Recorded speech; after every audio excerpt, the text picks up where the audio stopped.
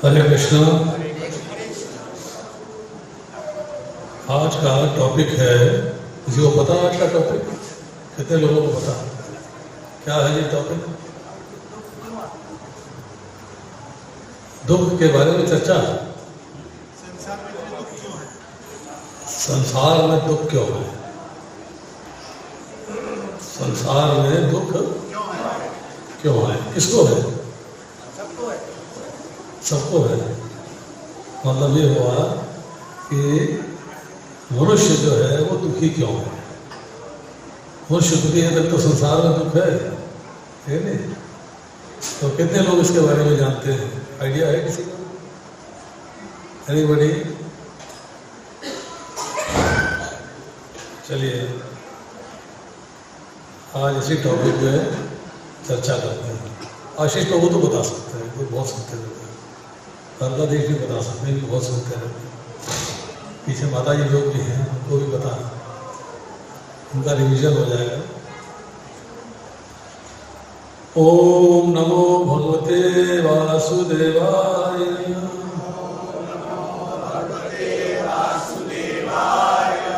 ओम नमो भगवते वासुदेवाय।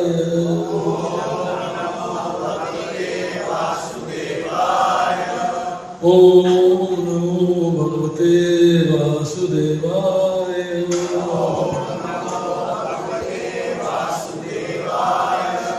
ओम अज्ञानतिमिरन्धस्य ज्ञानाञ्जनशलाकया चक्षुरुन्मिलितं येन तस्मै श्रीगुरवे नमः। श्रीचैतन्यमनोभीष्टं स्थापितं येन भूतले स्वयं रूपं कदामयं ददाति स्वपदान्तिकम्।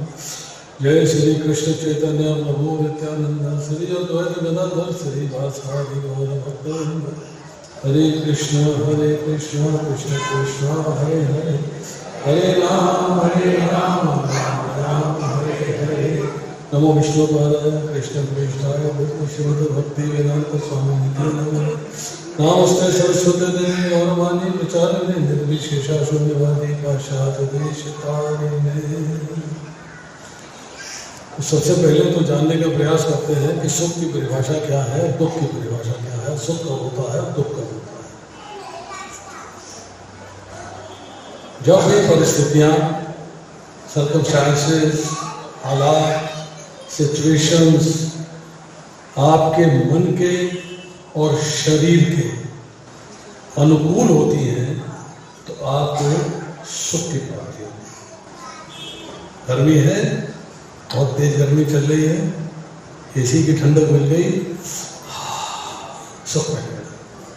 टेम्परेरी, परमानेंट नहीं है। और अगर बत्ती चली गई है, वहां भी गर्मी थी, घर में भी गर्मी है, तो दुख मिल गया। तो जब भी परिस्थितियां, सिचुएशंस, हालात, सर्कमस्टांसेस आपके शरीर के और मन के प्रतिकूल होते हैं, उनके लिए फेवरेबल नहीं होते हैं, तो आपको दुख का एहसास होता है। नॉट हैप्पी, क्योंकि मेरे मन के मुताबिक बात नहीं हो रही, मेरे को सूट नहीं कर रही है बात, इसलिए मेरे को दुख हो रहा है। अगर मुझे सूट करती तो मुझे अच्छा लगता है, मुझे सुख मिलता है। भगवान भगवद गीता में सुख की प्राप्ति का साधन बताते हैं कि सुख कैसे मिलेगा और सुख कहाँ मिलेगा। सुख की प्राप्ति का साधन बनाया, नास्ति बुद्धि अयुक्तस्य न च अयुक्तस्य भावना न च भावते शांति अशांतस्य अकुत सुख। सुख कहाँ है? सुख कहाँ है?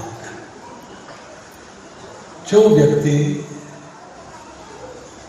कृष्ण भावनामृत में भगवान कृष्ण से संबंध स्थापित नहीं करता, मतलब उसका मन, उसकी इंद्रियां भगवान की सेवा में नहीं रहती, भगवान से संबंध स्थापित नहीं करता, उसका मन वश में नहीं होता। इसका मन वश में नहीं होगा, उसकी बुद्धि स्थिर नहीं होगी। इसकी बुद्धि स्थिर नहीं होगी, उसे शांति प्राप्त नहीं होगी। इसे शांति प्राप्त नहीं होगी, उसे सुख नहीं होगा। सुख कहाँ है? रिवर्स ऑर्डर में चलते हैं।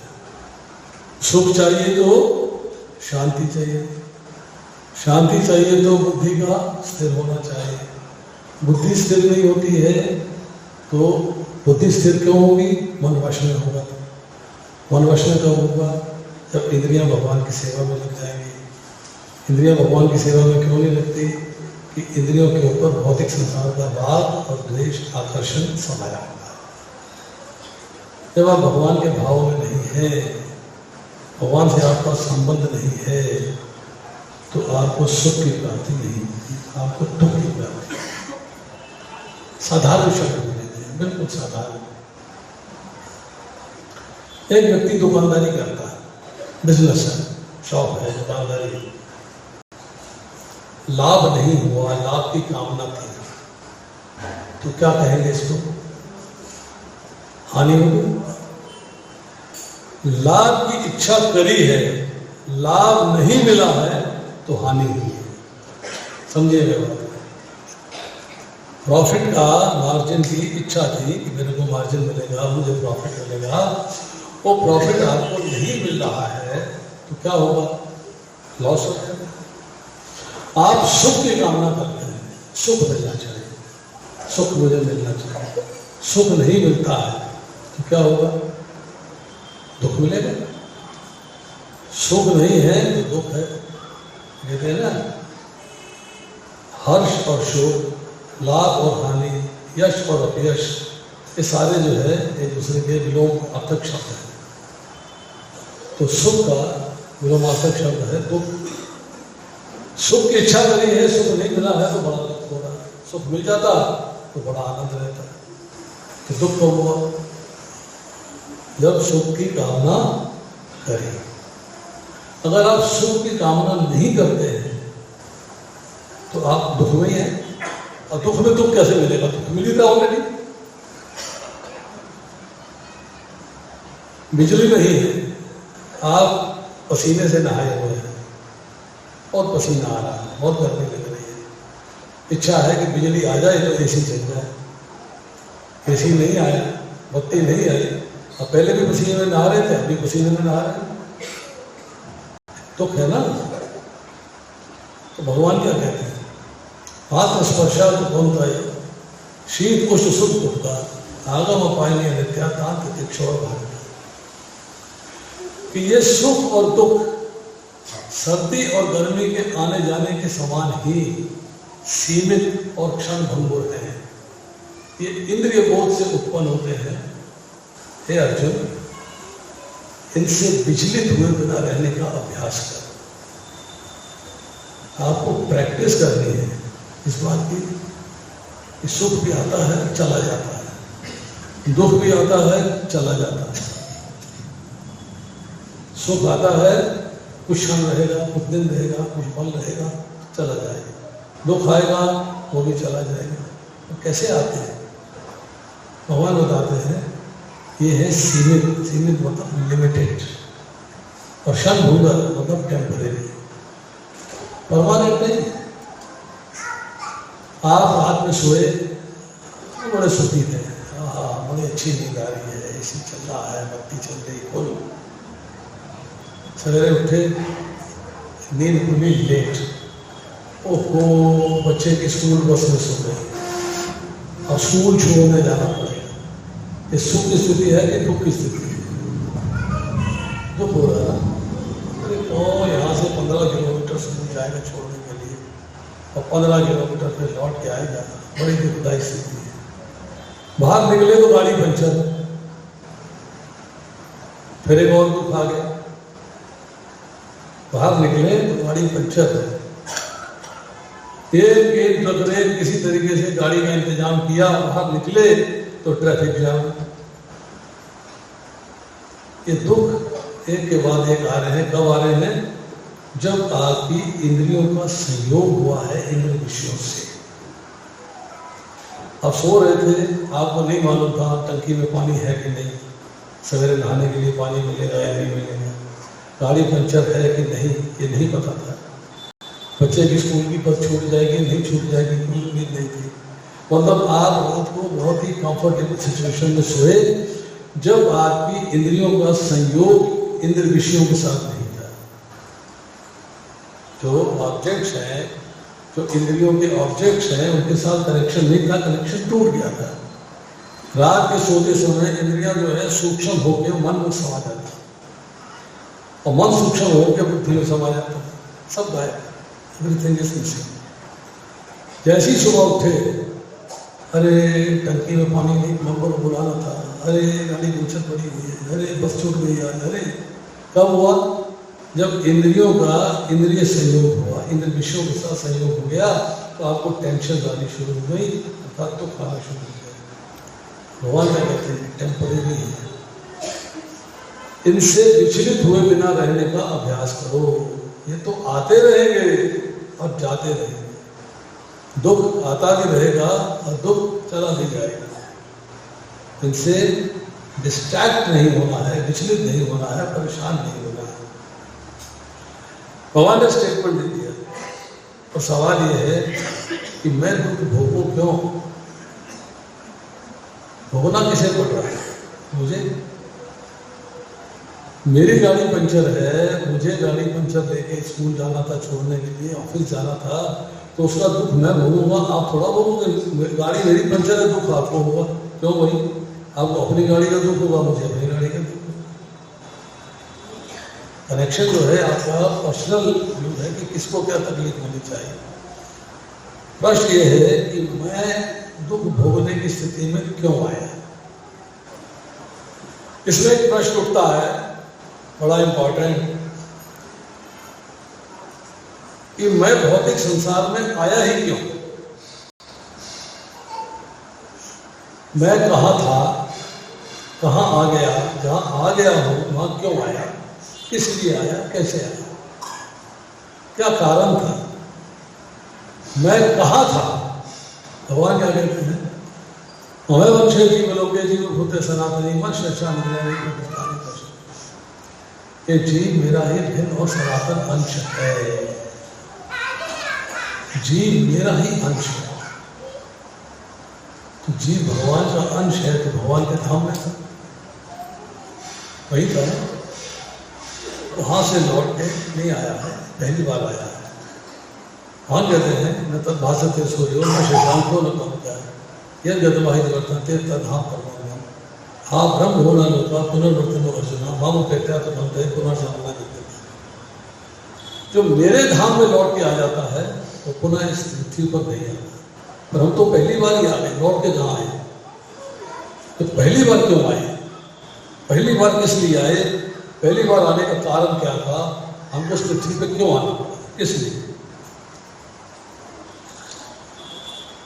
महाउपनिषद, नारायण उपनिषद, उपासनामणि उपनिषद, इन सब में उल्लेख मिलता है कि पहले भगवान अकेले थे, ये बस भगवान अकेले थे। अब उनकी इच्छा हुई आनंद लेने की, तो उसने आनंद लेने के लिए एक पार्टी क्रिएट करी।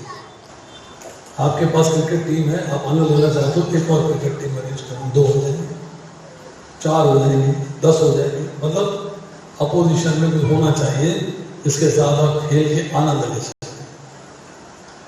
भगवान ने उस आनंद को लेने के लिए जीवों की रचना करी। जीव जो हमारे अंदर उपस्थित है, जिसे आत्मा कहा जाता है, जीवों की रचना हुई है। हम भगवान के अंश हैं और भगवान के धाम में हैं, परंतु एक समस्या आ गई। समस्या क्या आई कि भगवान के पास लालच है, क्योंकि हमारे पास लालच है, भगवान के अंश है, हमें लालच है एंजॉय करने का, भोगने का, आनंद लेने का। तो लालच कहाँ से आया? तो भगवान से आया, भगवान में भी है। हमारा लालच है कि हमें भगवान के धाम में भगवान के साथ आनंद मिले, भगवान जैसा आनंद मिले। भगवान के धाम में रह रहे हैं, जहाँ हमारी पोजीशन है भगवान के सेवक की, जीवरे स्वरूप नित्य दास, सारा स्वरूप है भगवान के दास का। परंतु हमारे मन में ये लालच आ गया, ये विचार आ गया कि मुझे ऐसा ही आनंद प्राप्त करना है जैसा कि भगवान आनंद प्राप्त कर रहे हैं। ऐसा है योग माया। भगवान के धाम में सब इंतजाम करती है, क्योंकि भगवान का धाम चिंतामणि धाम है, कुछ चिंता नहीं होती। एवरी डिजायर इज फुलफिल्ड, आपकी कोई भी इच्छा होगी भगवान के धाम में वो पूरी हो जाएगी। अब जीव ने वहां पे कॉम्पिटिटिव स्पिरिट रखी, कार्य था भगवान की सेवा, कार्य था भगवान के साथ सेवा करके आनंद प्राप्त करना। और सेवा कैसे? जिस रूप में भगवान आपसे सेवा देना चाहते हैं। भगवान चाहते हैं कि आप उनके साथ बतख के रूप में रहें, जो विहार करते हैं जल में, तो बन जाएंगे। तोता बन के रहे तो तोता बन जाएंगे, गोपी बन के रहेंगे तो गोपी बन जाएंगे। जैसा भगवान चाहते हैं वैसा आपको स्वरूप प्रदान करते हैं, और उसके अनुसार आप भगवान का सानिध्य प्राप्त करते हो और आनंद लेते हो। जब जीव के अंदर एक कॉम्पिटिटिव स्पिरिट आ गई, मुकाबला करने लगा, अरे ये तो बड़े मजे कर रहे हैं, मैं कुछ नहीं कर रहा, ऐसे मजे तो मेरे को भी होने चाहिए। मतलब मैं भगवान की मर्जी का मालिक हूं, मैं अपनी मर्जी का मालिक बनना चाहता हूं। यहाँ मुझे सेवा करने का अवसर है, परंतु मैं चाहता हूं कोई मेरी सेवा करे।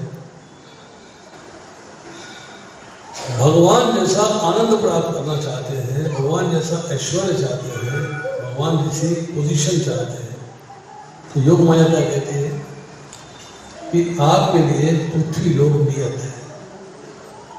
आप पृथ्वी लोक जाइए, वहां जाके आप अपने भगवान स्वयं को जो मर्जी करिए, जैसा मर्जी करिए, अच्छा करिए, बुरा करिए, गलत करिए, सही करिए, आपकी मर्जी, आप आनंद लीजिए। भगवान ने जिन जीवों ने भगवान से कॉपरेटिव स्पिरिट रखी, उनको उन्होंने पृथ्वी पर भेज दिया। अब यहां आने के बाद व्यक्ति जो है वो आनंद प्राप्त करना चाहता है। भगवान ने पृथ्वी, जल, अग्नि, वायु, आकाश, मन, बुद्धि, अहंकार से बना हुआ शरीर दिया, 5 ज्ञान की इंद्रियां दी, 5 कर्म की इंद्रियां दी, 5 इंद्रियों के विषय दिए। उसके बाद पूर्ण प्रकृति का सतोगुण रजोगुण तमोगुण होती है। अब आपके पास भगवान ने एक चीज दे दी, वो थी फ्री विल। फ्री विल मतलब आप जो है अपनी मर्जी से कोई भी कार्य करना चाहो, आपकी मर्जी ठीक कार्य करने की है तो भी ठीक है, गलत कार्य करने की है तो भी ठीक है, आपको फ्री विल प्रोवाइड करते हैं। और उस फ्री विल में भगवान बाधा नहीं बनते, चॉइस इज योर्स। जैसा मर्जी आप एंजॉय करिए, जैसा मर्जी कार्य करिए, जो मर्जी कार्य करिए, आप भगवान की सेवा के लिए कार्य करिए, चाहे अपनी इंद्र तृप्ति के लिए कार्य करिए, मर्जी आपकी है, चॉइस इज योर्स। अब आपको जो है फ्री विल मिल गई है, अब आपने संसार को एंजॉय करना शुरू कर दिया है। आपने कार्य करने की सोची, कार्य कब होता है, कारण कब होता है, कारण का कारण क्या है?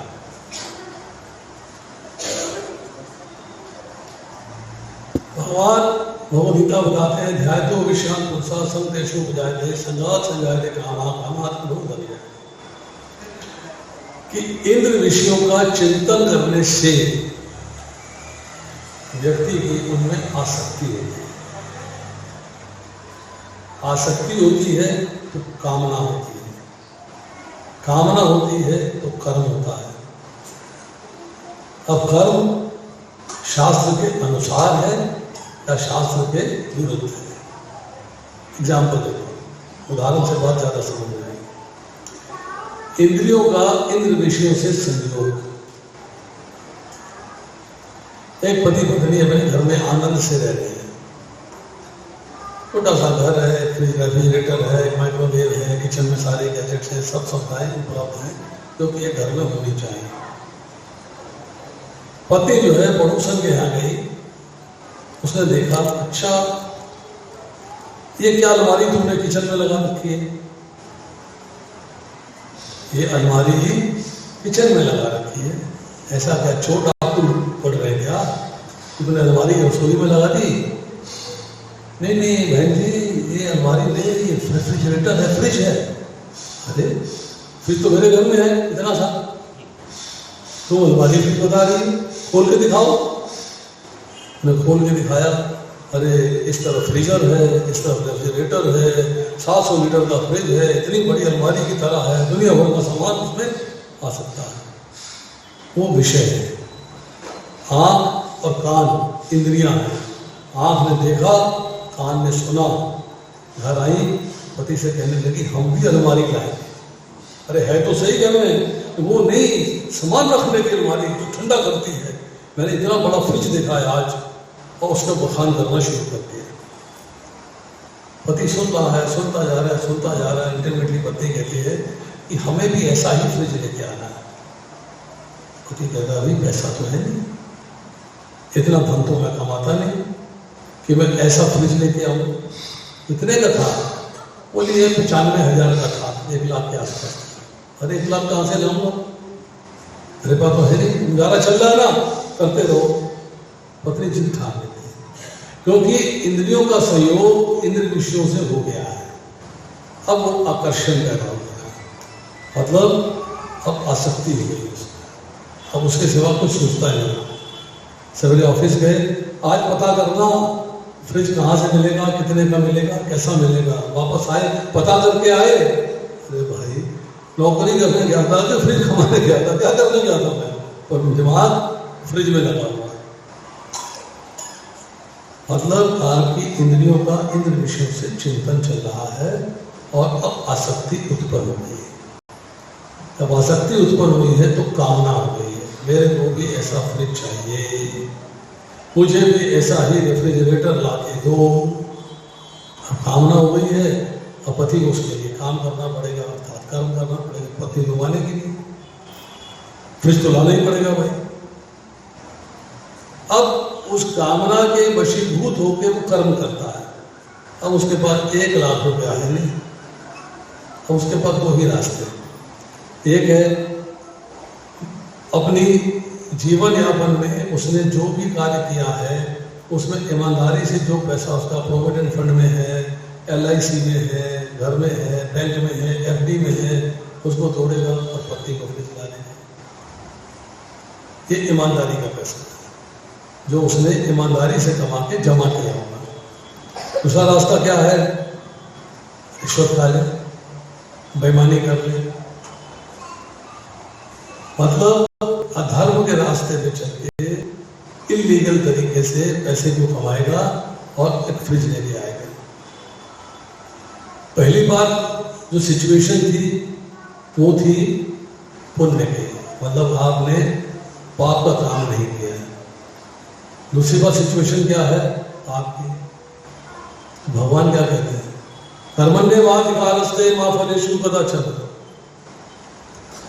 तेरा कर्म करने का अधिकार है, तो जैसा मर्जी कार्य कर, फल देने का अधिकार मेरा है। जो तूने कार्य किया है, जो कर्म किया है, उसका फल देने वाला मैं हूं।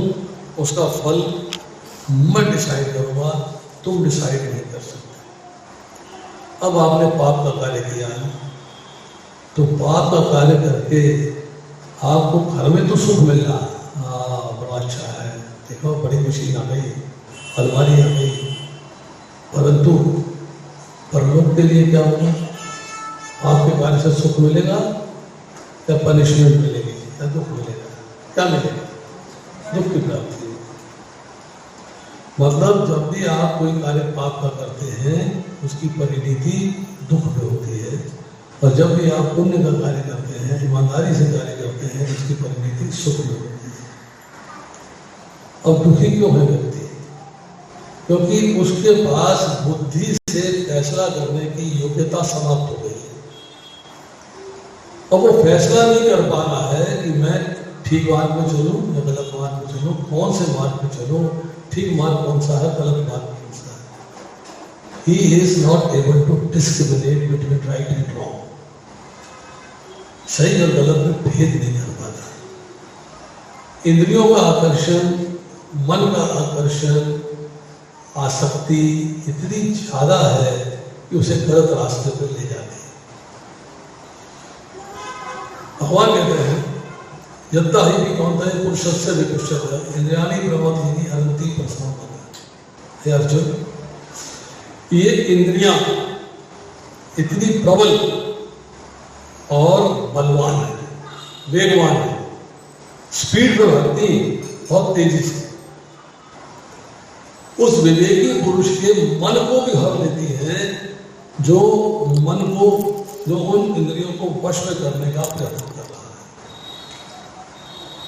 मतलब आपकी इंद्रियां जो है इतनी बलवान है, इतनी प्रबल है, इतनी वेगवान है कि आपके मन को भी हर लेती है। मन कहता नहीं नहीं ये नहीं करना, अरे कर ले, देखी जाएगी क्या हो, आज कर लेते फिर नहीं करना, अरे आज भी नहीं करना, अरे कर ले भाई कोई बात नहीं, कौन दिख रहा है, किसी को पता थोड़ा कर रहे हैं गलत काम करने वाले, अब गलत काम करने वाले को देख थोड़ा कर ले।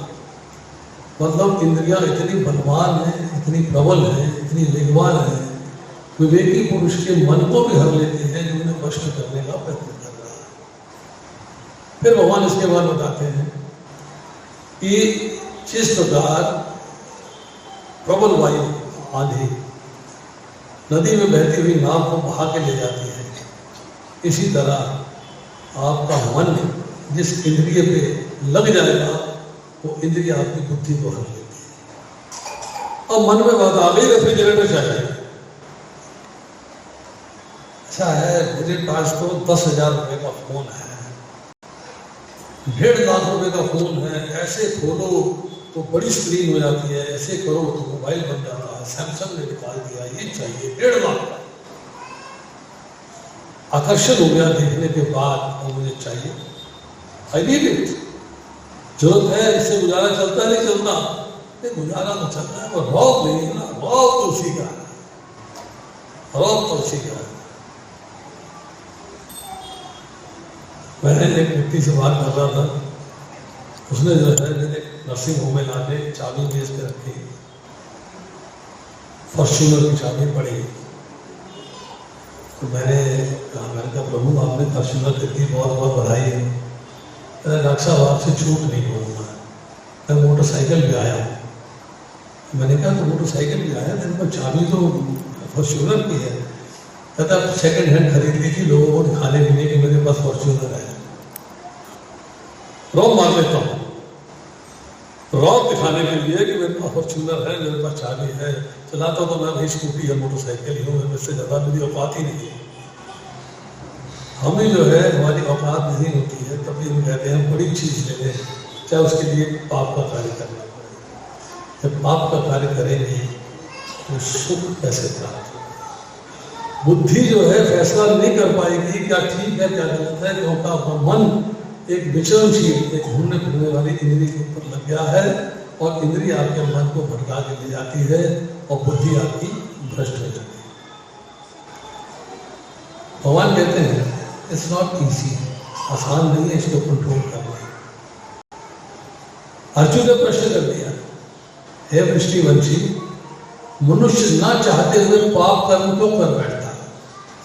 मनुष्य समझता है कार्य ठीक नहीं करना चाहिए, और फिर भी उसी कार्य को कर देता है। मनुष्य ना चाहते हुए पाप कर्म को क्यों कर बैठता है? भगवान उत्तर देते हैं, काम इच्छा करो दिशा रजोगुण से हो।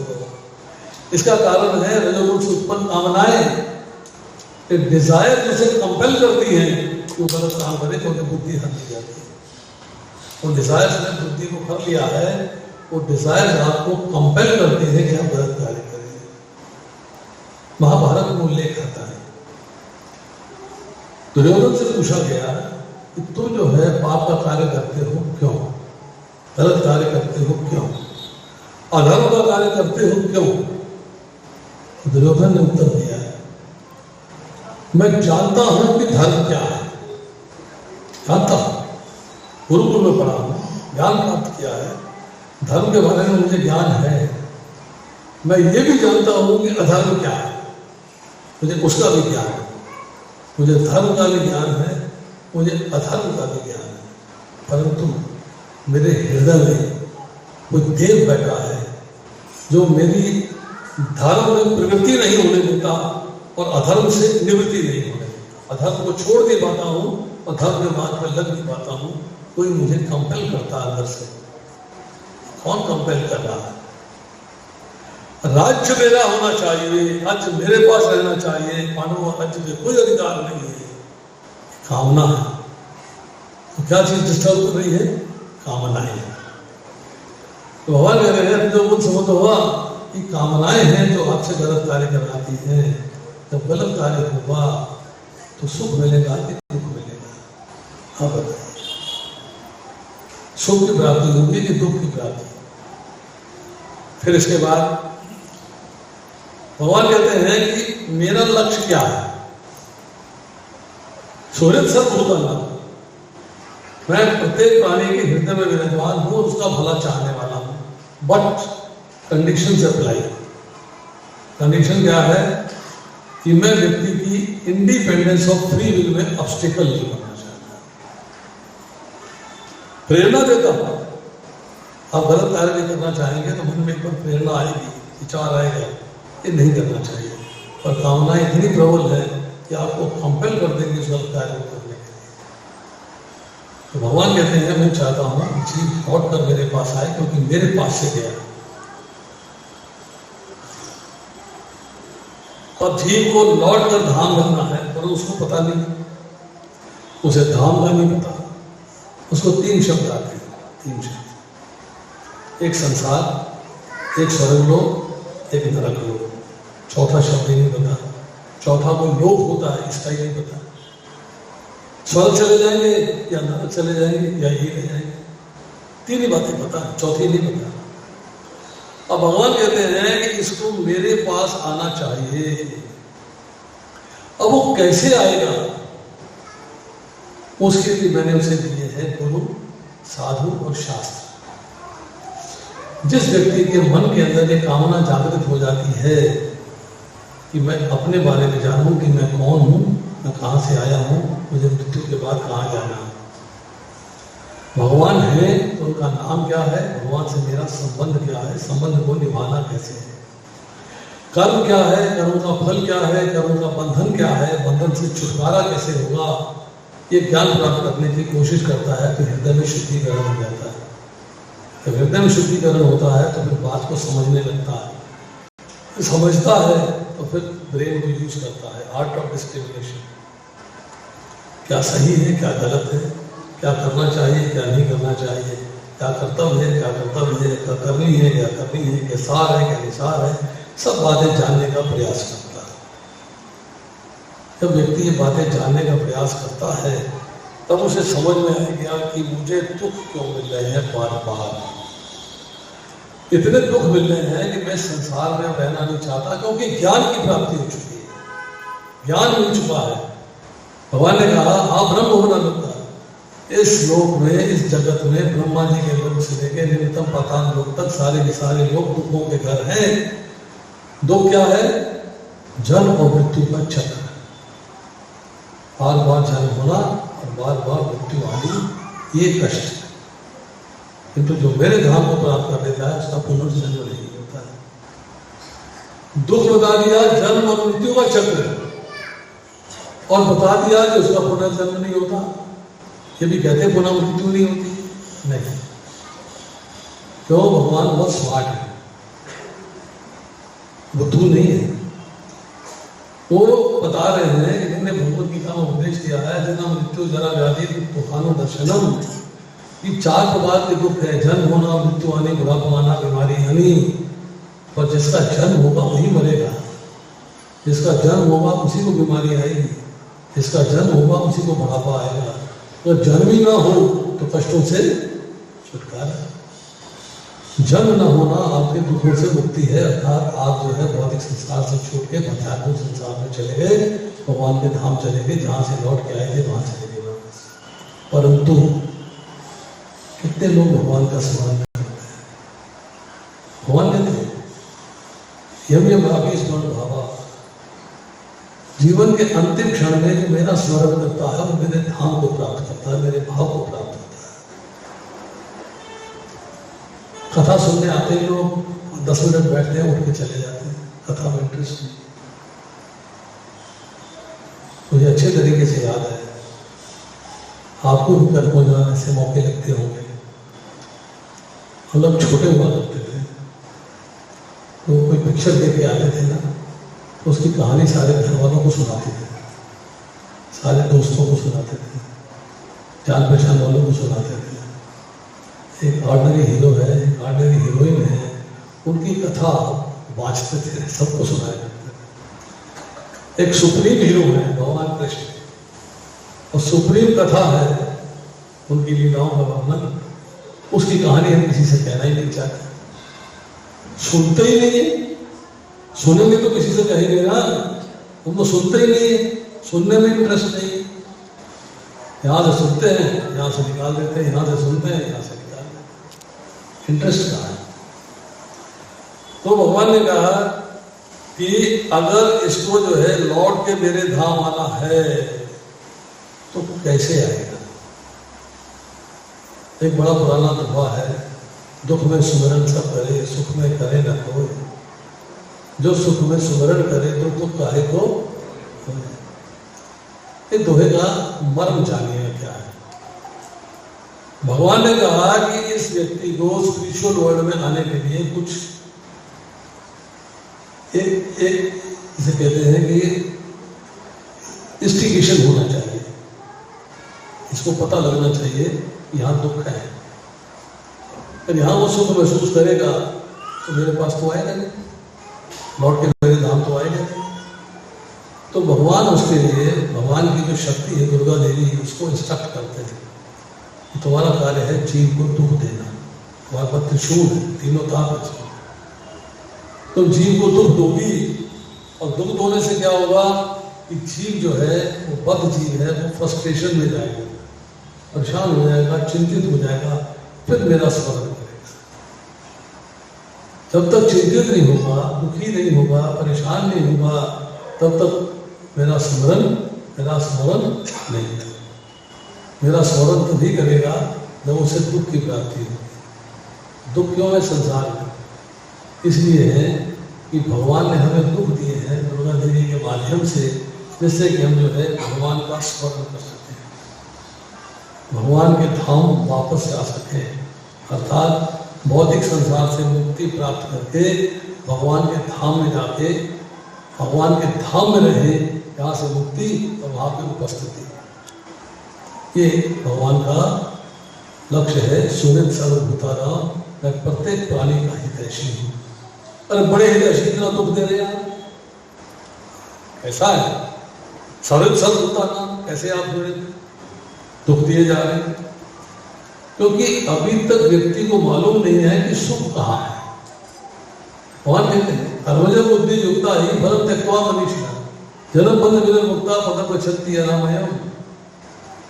बड़े बड़े ऋषिगण, मुनिगण, भक्तगण अपने आप को इस भौतिक संसार में जन्म मृत्यु के चक्र से छुटकारा प्राप्त कर लेते हैं, और मेरे पास आके उस अवस्था को जो समस्त दुखों से परे है। मेरे पास अनामयम, अनामयम मतलब आमय होता है कष्ट, अनामय मतलब न कष्ट नहीं, जहाँ दुख नहीं, जहाँ तकलीफ नहीं, जहाँ परेशानी नहीं। हम अपनी इच्छा से छोड़ के आए थे, भगवान ने हमें परेशान नहीं किया था, वहां कोई परेशानी नहीं थी। हमें कॉम्पिटिटिव स्पिरिट थी कि भगवान जैसा बनना चाहते हैं। भगवान ने हमें जो है एक इंडिपेंडेंस ऑफ फ्री विल दी है, जैसा तू चाहे वैसा कर। हमने किया, इस संसार में आ गए, भगवान को कमिटमेंट देते हैं। इस संसार में आने के बाद जो लौट के मेरे पास आता है वो पुनः इस संसार में नहीं आता। क्यों? उसने इतनी पनिशमेंट झेल ली हुई है, इतनी पनिशमेंट फेस कर चुका है, अब दोबारा पनिशमेंट झेलने की उसकी इच्छा नहीं है, अब उसका मन नहीं है उसको झेलने।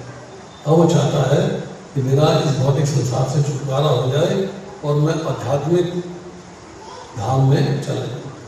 तो भगवान ने दुख देने के लिए दुर्गा देवी को नियत किया है, जो अपने त्रिशूल से आपको दुख की स्थिति में डालती रहती है, जिससे कि आप उस दुख की स्थिति से उबर के और भगवान के धाम जा सके। आप सुनिए, दो शब्द इस्तेमाल होते हैं, एक है दया और एक है कृपा।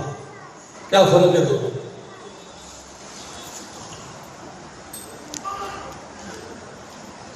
शास्त्र क्या कहता है, दया क्या है और कृपा क्या है? दोनों में भेद क्या है? दया किसे कहते हैं और कृपा किसे कहते हैं? एक उदाहरण से समझाता हूं, थोड़ी बात समझ में आएगी।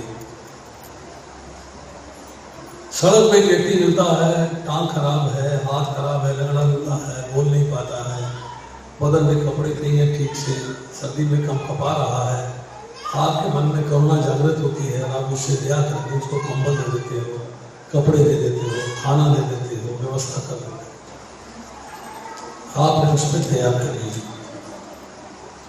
दया करी है। इस संसार में रहने के बाद थोड़ा आनंद भोगने का।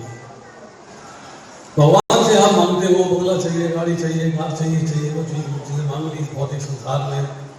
भौतिक संसार में रहने के साथ आनंद प्राप्त करने के लिए जो आपके कहने के अनुसार आनंद है आपको मिल गया तो भगवान की दया है। भगवान ने आप पे दया करी, आपने कहा सुख संपत्ति घर आवे, कष्ट मिटे, सुख भी दे दिया, संपत्ति भी दे दी, तो सेट को भी दुख है नहीं, सेट को भी सुख है। यस, पैसा आ गया, फार्म हाउस हो गया, घर हो गया बड़ा, 4 मंजिल का घर हो गया, वगैरह वगैरह वगैरह आपके मन में बात है। अब प्राप्ति हो गई है, धाम तो नहीं जा रहे, इसी में रचपच गए, इसी में आनंद मिल रहा है, इसी भोगने में आनंद मिल रहा है। मतलब भगवान ने आपको भौतिक संसार में रह के भोगनों की वस्तुएं प्रदान कर दी, तो भगवान की आप पे दया है। भगवान कहते हैं कि मेरे धाम कब आएगा, जब उसे दुख मिलेगा तब मेरा स्मरण करेगा, तब मेरा स्मरण करेगा, तब मेरे धाम आएगा। तो क्या करता हूं मैं, इसे अकिंचन बना देता हूं, सारे सुख की वस्तुएं छीन देता हूं। जो जो आपको सुविधाएं भगवान ने दी थी उसको एक एक करके कम करना शुरू कर देते हैं। मतलब जब भगवान आपको इस संसार में रहने के लिए अनुकूल परिस्थितियां अरेंज करते हैं तो भगवान की दया है। जब इस संसार में रहते हुए आपके लिए प्रतिकूल परिस्थिति अरेंज करते हैं जिससे आप स्मरण करके मुझे धाम कर सके, भगवान की कृपा है। ये भगवान की कृपा है। परिस्थितियां प्रतिकूल कर दी, क्योंकि प्रतिकूल नहीं होगी तो दुख नहीं होगा, दुख नहीं होगा तो भगवान का स्मरण नहीं होगा। अब जैसे मैंने पहले चर्चा करी, यम यम वापी स्मरण भाव। भगवान कहते हैं कि जीवन के अंतिम समय में जो मेरा स्मरण करता है मेरे भाव को प्राप्त होता है, मेरे धाम को प्राप्त होता है। व्यक्ति कहता है अंतिम समय में हार्ट अटैक हो गया, एक क्षण में मर गए, स्मरण करने का टाइम ही नहीं मिला। एक्सीडेंट हो गया, स्मरण करने का टाइम नहीं मिला। अस्पताल में एडमिट है, बेहोश पड़े हुए हैं, हल्की आंधी हुई है, स्मरण करने का टाइम नहीं मिला। तो आखिरी समय में आपका स्मरण कैसे होगा? तो मतलब धाम जाना कैंसिल, भक्ति कैंसिल, जप कैंसिल, सब कैंसिल। ये प्रश्न देके भगवती वसुंधरा धरती परा भगवान के पास जाती है, परा भगवान से प्रश्न करती है कि जीवन के अंतिम समय में जब व्यक्ति सूखी हुई काष्ठ मतलब सूखी हुई लकड़ी और पाषाण अर्थात पत्थर की भांति निश्चेष्ट हो जाता है, कुछ चेष्टा करने में समर्थ नहीं रहता है, तब तो वो आपके धाम कैसे जाएगा? स्मरण तो कर नहीं पाए, तब आपके धाम कैसे जाएगा? बताइए। हमारा भगवान उत्तर देते हैं, बड़ा सुंदर उत्तर है। भगवान कहते हैं कि जब व्यक्ति अंतिम अवस्था में कफ और वात आदि दोषों के कारण सूखी हुई लकड़ी और पाषाण की भांति निश्चेष्ट हो जाता है, मेरा स्मरण करने में योग्यता नहीं रहती उसके अंदर, मेरा स्मरण नहीं कर पाता,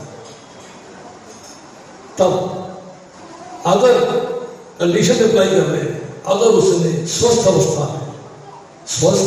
अवस्था में निरंतर मेरा स्मरण किया है, जब स्वस्थ अवस्था में उसने मेरा स्मरण किया है, अब इस अवस्था में सूखी हुई लकड़ी पाषाण की भांति निश्चेष्ट हो गया है, छाती गुड़गुड़ कर रही है, मेरा स्मरण नहीं कर पाता, तब अगर मैं उसका स्मरण ना करूं तो मुझसे बड़ा एहसान फरामोश कृतघ्न और कोई नहीं होगा, तब मैं उसका स्मरण करता हूं तो उसे अपने धाम ले जाता। सोचिए भगवान ने कितनी बड़ी कमिटमेंट दिया है। कमिटमेंट क्या है कि दुख से छुटकारा पाना है तो धाम जाना है तो निरंतर लगातार भगवान का स्मरण करते रहना है जब आपकी अवस्था स्वस्थ है। भगवान कहते हैं तस्मात् सर्वेषु कालेषु मां अनुस्मरयुर्न च, हर काल में मेरा चिंतन करो और मेरा चिंतन करते हुए अपना कार्य करो।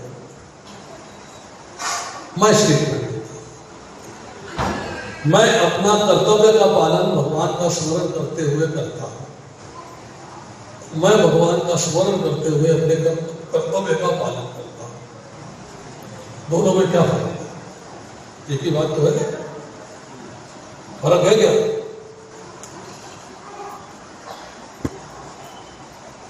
मैं भगवान का स्मरण करते हुए अपना कार्य करता हूं। तो प्राइमरी क्या है?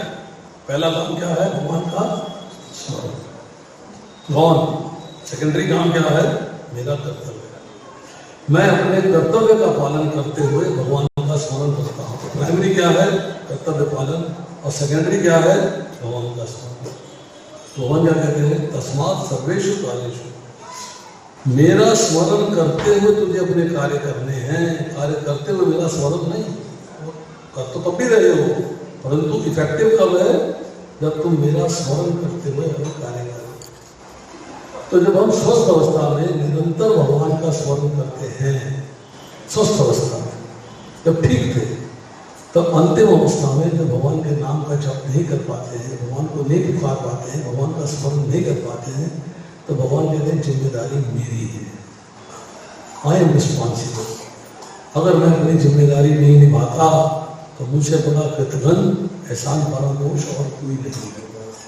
ये भगवान ने स्टेटमेंट दिया। तो दुख क्यों आने हैं? दुख है कामनाओं के वश। हमारी कामनाएं इतनी प्रबल हो जाती हैं कि हम पाप का कार्य कर बैठते हैं। पाप के कार्य का फल जो है सुख नहीं होता, वो दुख होता है। हम फैसला नहीं कर पाते क्या ठीक है क्या गलत है, गलत कार्य कर बैठते हैं। तो आर्ट ऑफ डिस्क्रिमिनेशन हम यूज नहीं कर पाते, मन वश में नहीं रहता, इंद्रियां वश में नहीं रहती, हमारा भगवान से संबंध नहीं स्थापित हो पाता। ये दुख का कारण है। संसार में दुख क्यों है? उसका रीजन यही है कि हम संसार को भोगना चाहते हैं और भगवान को भूले हुए हैं। जब भगवान को स्मरण कर लेंगे और संसार में रहते हुए कैसे रहेंगे? जैसे कि एक कमल का फूल कीचड़ में रहता है और कीचड़ से लिप्त नहीं होता। हम संसार में रहेंगे, संसार के रिसोर्सेज जो एसेंशियल है, जरूरी है, वो इस्तेमाल करेंगे और बाकी कार्य भगवान की सेवा में लगाएंगे। समय भगवान की सेवा में लगाएंगे, धन भगवान की सेवा में लगाएंगे, मन तन और धन तीनों चीज़ें भगवान की सेवा में लगेंगी। तब आपसे दुख की निवृत्ति होगी, वरना दुख आपके साथ साथ चलता है। दुख से छुटकारा लेंगे। किसी का कोई प्रश्न है? आप एक बार आए थे तो आपने टाइटल पे ऑपरेशन चला था आपका, आप स्कूल में थे, आपको मतलब पता सुना दिया आपको कि नेक्स्ट टाइम आकर सुनाऊंगा, मैंने बड़ा वेट किया आपका। आज मौका है। माइक लूज हो गया, क्या करें?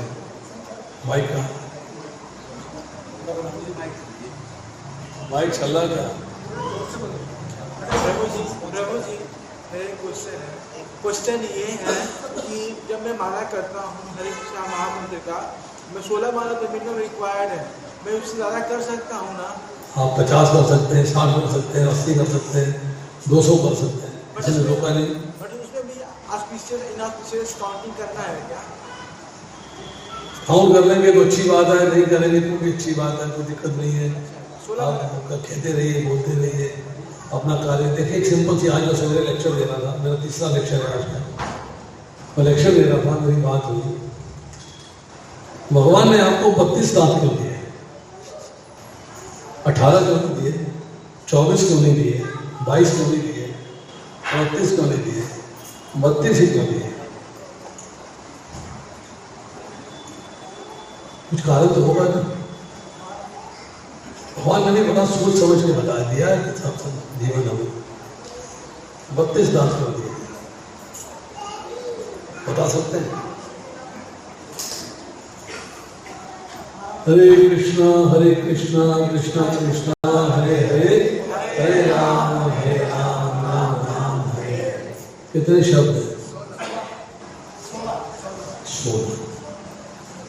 जब आप भोजन प्राप्त करते हो, खाना खाते हो, प्रसाद खाते हो, तो आपको खाते हुए 32 बार 32 दांतों के द्वारा हरे कृष्ण महामंत्र का जप करते हुए भोजन को चबाना है और फिर उसको अंदर लेके जाना है। 32 शब्द है, 2 बार करेंगे। ग्रास मुंह में डालना, चबाया भी जा रहा है और स्मरण भी चल रहा है, हरे कृष्ण हरे कृष्ण 32 बार। 32 बार बोलेंगे, 32 बार दांत चलेगा, तो आपका पाचन शक्ति ठीक रहेगी।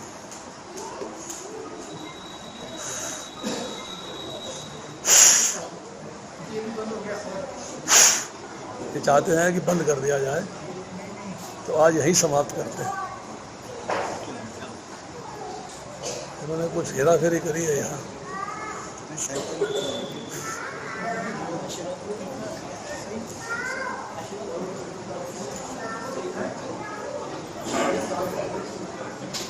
प्रभु जी, एक बार आपका ऑपरेशन हो रहा था तो आपने कहा कि मैं होश में नहीं था, कुछ मेरे आप बीती है जो आपको बताना चाहता हूँ, शायद आपको याद हो।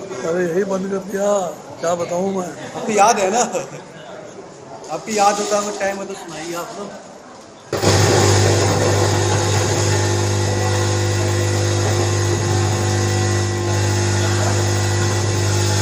चलिए आज यही खत्म करते हैं, बाकी बात अगली बार। हरे कृष्णा कृष्णा कृष्णा हरे हरे, हरे राम राम राम हरे हरे। चलिए प्रभु, इसको भी बंद करिए।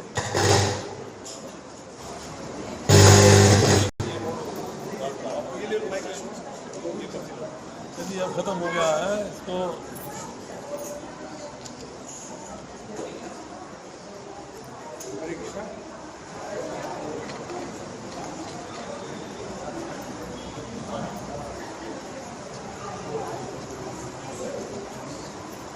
वहां से कोई तार हिली है जहाँ तुमने माइक निकाला है,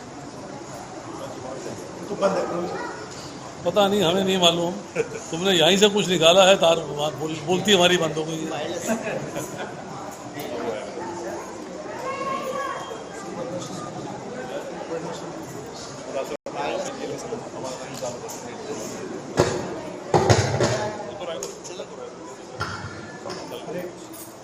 हरे कृष्णा।